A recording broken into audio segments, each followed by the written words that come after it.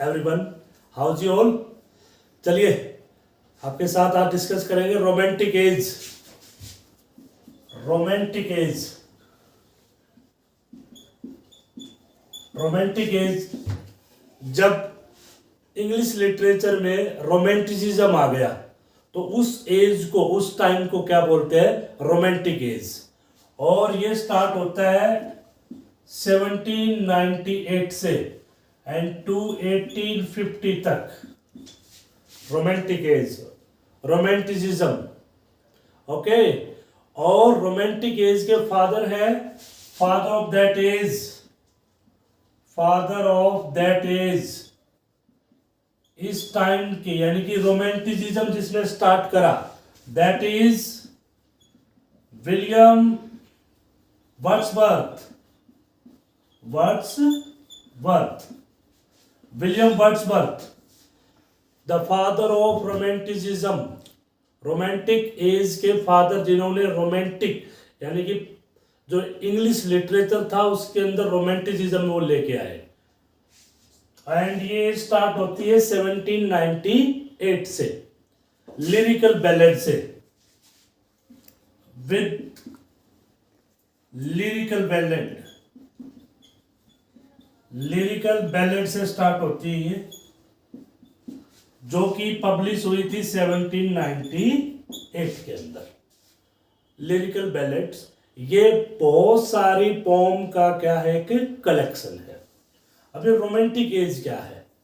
Romantic as देखो, जब कोई भी पोएट या कोई भी राइटर नेचर की और नेचर से रिलेटेड चीजों की बात करता है, सिंपल लाइफ से जुड़ी हुई, रस्टिक लाइफ से जुड़ी हुई जो बातें करता है, और वो अपनी पोइट्री के अंदर नेचर को लेके आता है, वो ट्रीज की, वो फॉरेस्ट की, वो रिवर्स की, वो ऐसी जो चीज़ों को लेके आता है, यानी कि जो अर्थ से जुड़ी है और जो ह्यूमन से भी जुड़ी है और इस नेचर से जुड़ी है, तो ये रोमांटिक पोइट्री होती है।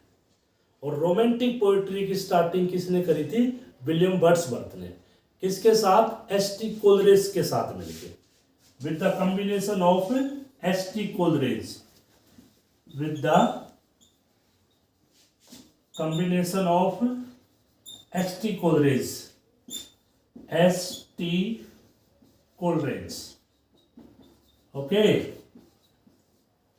अब देखो, जैसे ये रोमांटिक एज जो स्टार्ट हुई, इससे पहले चल रहा था neo classicism, neo classic age. Neo classic age किससे पहले? रोमांटिक एज से पहले न्यू क्लासिक एज चल रही थी। न्यू क्लासिक, अब इसके अंदर जो राइटर थे, लाइक जॉन ड्राइडन, ठीक है, Johnson and Jonathan Swift, Daniel डिफो, ये जो राइटर थे ये नियो क्लासिकल राइटर थे।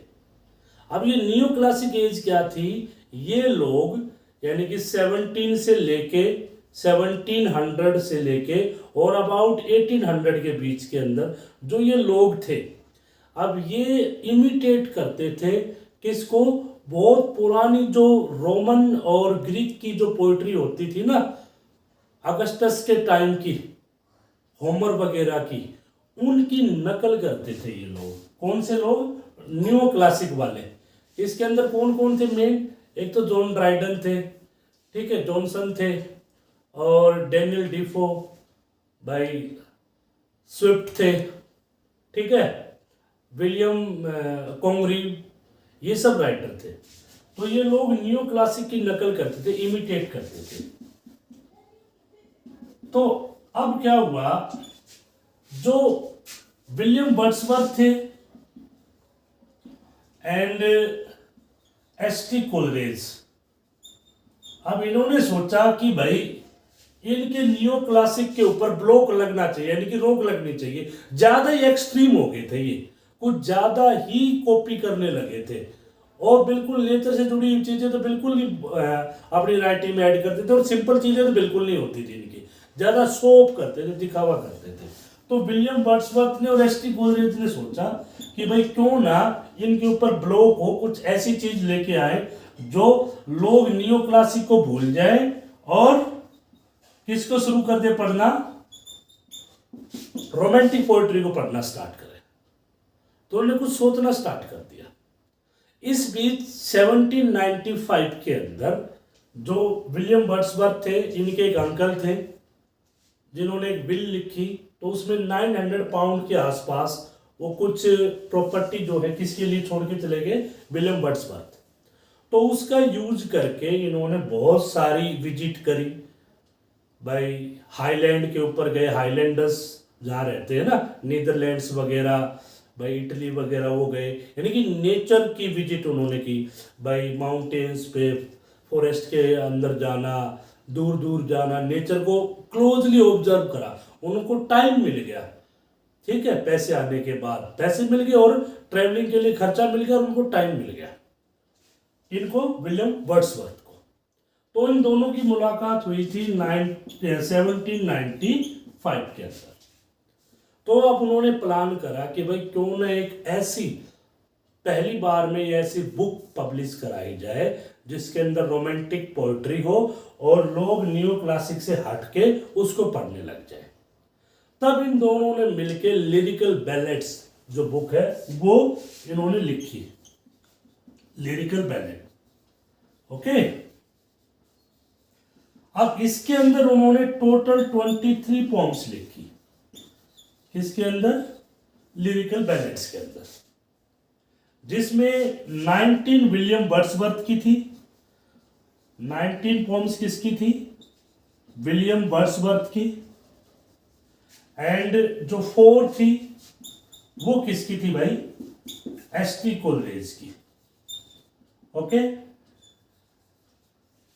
यानी कि जो लिरिकल बैलेड्स जब उन्होंने बुक लिखी, किसको, न्यू क्लासिक को हटाने के लिए, इनका जो उस टाइम एक्सट्रीम ये लोग बढ़े हुए थे, किसी और राइटर को अपने मतलब के क्लासिक के अलावा और किसी राइटर को बिल्कुल भी ये पसंद नहीं करते थे, ठीक है, तो इनको ब्लॉक करने के लिए इन्होंने लिरिकल बैलेड्स लिखी। और लिरिकल जो बैलेड लिखी इन्होंने, इसके अंदर 23 पोम्स इनकी थी। और आप याद रखना, ये जो लिरिकल बैलेड है ये मैग्ना कार्टा है, Magna carta of romantic as, romantic as, यानी कि लिरिकल बैलेड से ही रोमांटिक एज की शुरुआत होती है। ये मैग्ना कार्टा बोला जाता है रोमांटिक एज का, यहीं से स्टार्ट होती है रोमांटिक एज, ठीक है। अब लिरिकल बैलेड के अंदर एक दो इंपॉर्टेंट बात है, वो क्या है, ये मैग्ना कार्टा थी एक तो, ये रोमांटिक एज की, और जो पहली पोम है इसके अंदर लिरिकल बैलेड में, वो कौन सी है, वो है एस टी कोलरिज की, एस टी कोलरिज की the Rime of Ancient Mariner, the Rime of Ancient Mariner, mariner मतलब जो कि समुद्र के अंदर जाते हैं ना, जो समुद्र के अंदर वॉयज करते, यात्रा करते शिप लेके, तो द राइम ऑफ एंशिएंट मारिनर, ये फर्स्ट पोम थी। किसकी फर्स्ट पोम थी भाई, लिरिकल बैलेड के अंदर जो बुक थी ना उसकी फर्स्ट पोम थी। और इसकी लास्ट कौन सी थी, लास्ट पोम लिरिकल बैलेड की, वो थी टिंटन एबे। ये किसकी थी, ये थी विलियम वर्ड्सवर्थ की। फर्स्ट पोम इसके अंदर थी एस टी कोलरिज की, द राइम ऑफ एंशिएंट मारिनर, और उसकी लास्ट पोम क्या थी, टिंटन एबे। ये बात भी आप याद रखेंगे। अब क्या हुआ, जैसे इनकी ये बुक पब्लिश हुई, तो जो ये नियो क्लासिक वाले लोग थे जो कि क्लासिकल एज को इमिटेट करते थे, नकल करते थे क्लासिकल एज की, अब इनके जो क्रिटिक थे, अब उन्होंने इसको क्रिटिसाइज करना स्टार्ट कर दिया, लिरिकल बैलेड को, ठीक है, किसको, लिरिकल बैलेड्स को, कि भाई ये तो बिल्कुल भी नॉर्म्स पूरे नहीं कर रहे, और ये तो पोइट्री के अकॉर्डिंग नहीं है, राइटिंग के अकॉर्डिंग नहीं, बहुत ही सिंपल लैंग्वेज है। याद रखें जो विलियम वर्ड्सवर्थ थे और उनकी जो पोइट्री थी बहुत ही सिंपल लैंग्वेज में होती थी। वो ये कहते थे कि जो लैंग्वेज होनी चाहिए पोइट्री की वो लोकल फोक के लिए होनी चाहिए, लेकिन लोकल पीपल के लिए होनी चाहिए। तो न्यू क्लासिक वाले काफ़ी क्रिटिसाइज करने लगे उसको। तो अब उन्होंने क्या किया, एस.टी. कोलरिज ने, विलियम वर्ड्सवर्थ ने प्रीफेसिस लिखने स्टार्ट कर दिए। ठीक है, स्टार्टेड राइटिंग ऑफ प्रीफेसिस। प्रीफेस, अभी प्रीफेस का मतलब क्या होता है, यानी कि अपनी पोइट्री को जस्टिफाई करने के लिए उनका इंट्रोडक्टरी जो लाइंस होती हैं उनको प्रीफेस बोलते हैं। अब ये लोग जो हैं वो किसके निशाने पे आ गए, न्यू क्लासिक जो एज वाले लोग थे उनके क्रिटिक के निशाने पे आ गए। तो इन्होंने अपना बचाव करना था, इसलिए जो लिरिकल जो बैलेट थी उसको जस्टिफाई करने के लिए, उसको इंट्रोड्यूस करने के लिए इन्होंने प्रीफेस लिखने स्टार्ट कर दिए। ठीक, इन्होंने विलियम वर्ड्सवर्थ ने, और बहुत सारे प्रीफेस उन्होंने लिखे। पहली बार 1901 में, फिर 2 में, ऐसे मतलब बहुत सारे प्रीफेसेस लिखे और ये प्रीफेसेस बहुत ज़्यादा पॉपुलर हुए। ये इवन जो इनकी जो ये लिरिकल बैलेट थी ना उससे भी ज़्यादा पॉपुलर हो गए प्रीफेसेस। किसके, विलियम वर्ड्सवर्थ और एस.टी. कोलरिज। अब मैं आपको बताऊं, एस.टी. कोलरिज और विलियम वर्ड्सवर्थ वो क्रिटिक्स नहीं थे। क्रिटिक कौन लोग होते हैं, क्रिटिक वो होते हैं जो कि राइटिंग को एक किस्म से जज करते हैं कि भाई क्या राइटिंग के अंदर अच्छी चीज़ है, क्या इसके अंदर बुरी चीज़ है, उनको क्रिटिक बोलते हैं। तो विलियम वर्ड्सवर्थ और एस.टी. कोलरिज नेचर से पोएट थे, तो क्रिटिक्स तो उनको बनना पड़ा। क्यों बनना पड़ा, अपनी पोइट्री को जस्टिफाई करने के लिए। ठीक है, तो ये किसकी शुरुआत थी, रोमांटिक एज की, और ये किन्होंने स्टार्ट किया, ये विलियम वर्ड्सवर्थ ने। अच्छा याद रखिए, विलियम वर्ड्सवर्थ जो है वो पोइट लॉरिएट भी बनाए गए थे, एंड पोइट लॉरिएट बनाए गए थे वो 1842 के अंदर। एंड जो एस.टी. कोलरिज थे, एस.टी. कोलरिज जो है वो एडिक्ट थे, वो ड्रग्स लेते थे, क्योंकि उनको एक खास बीमारी थी जिसको मतलब जब पेन, उनकी कमर में बहुत ज़्यादा दर्द रहता था, तो पेन रिलीव करने के लिए वो ओपियम लेने लगे थे, यानी कि अफीम। तो ड्रग को फिर वो एडिक्ट हो गए धीरे धीरे। पहले तो पेन रिलीव करने के लिए लेने लगे थे और बाद में उसके क्या हो गए थे, वो एडिक्ट्स हो गए थे। तो ड्रग्स के एडिक्शन के अंदर ही पोइट्री लिखते थे एस.टी. कोलरिज। सो ये थोड़ा सा इंट्रोडक्शन था, रोमांटिक एज की स्टार्टिंग कैसे हुई, और विलियम वर्ड्सवर्थ का थोड़ा सा उसके अंदर रोल क्या था। रोल तो क्या था, पूरा ही रोल था उनका, तो फादर ऑफ रोमांटिसिज्म बोलते हैं उनको, विलियम वर्ड्सवर्थ को।